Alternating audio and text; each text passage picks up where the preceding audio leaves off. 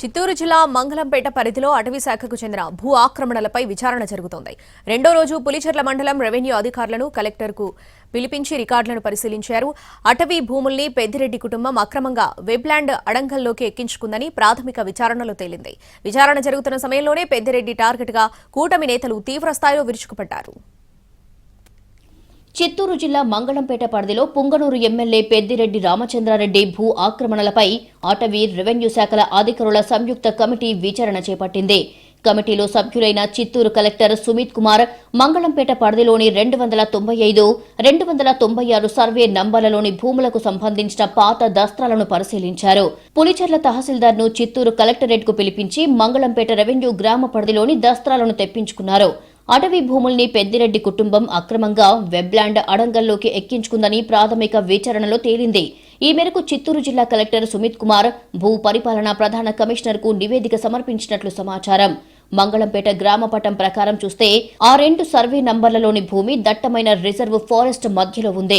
నిజాలు నిగ్గు తేలాలంటే అటవీశాఖ అధికారులతో కలిసి లోతైన విచారణ జరపాలి అనే అభిప్రాయం వ్యక్తమవుతోంది. ఈ వారంలోనే ప్రభుత్వం ఏర్పాటు చేసిన సంయుక్త కమిటీలోని అధికారులు క్షేత్రస్థాయికి వెళ్లి పరిశీలించి తుది నివేదిక సమర్పించే అవకాశం ఉంది. అందులో మంగళంపేట రెవెన్యూ గ్రామానికి చెందిన ఫెయిర్ అడంగల్ రిజిస్టర్ ప్రకారం 295 సర్వే నంబర్లోని 17.69 ఎకరాలు, 296 సర్వే నంబర్లో 6 ఎకరాలు ఉంది. ఆ మొత్తం భూమికి చల్లా కుప్పుస్వామయ్య పేరు మీద పట్టా ఉంది. ఎఫ్ఎంబీలో కూడా ఆ సర్వే నంబర్లలో అంతే భూమి ఉంది. సబ్ డివిజన్లు జరగలేదు. 10-1 రికార్డు ప్రకారం చూసినా భూమి విస్తీర్ణంలో ఎలాంటి మార్పు లేదు. మాన్యువల్ రికార్డు ఆఫ్ రైట్ 1కి వచ్చేసరికి చాలా మార్పులు జరిగినట్లు అధికారులు గుర్తించినట్లు సమాచారం. ఇక ఓవైపు విచారణ జరుగుతున్న సమయంలోనే కూటమి నేతలు పెద్దిరెడ్డి టార్గెట్గా తీవ్రస్థాయిలో విరుచుకుపడ్డారు. వైసీపీ ప్రభుత్వంలో భారీగా అవినీతికి పాల్పడ్డారని ఆరోపించారు.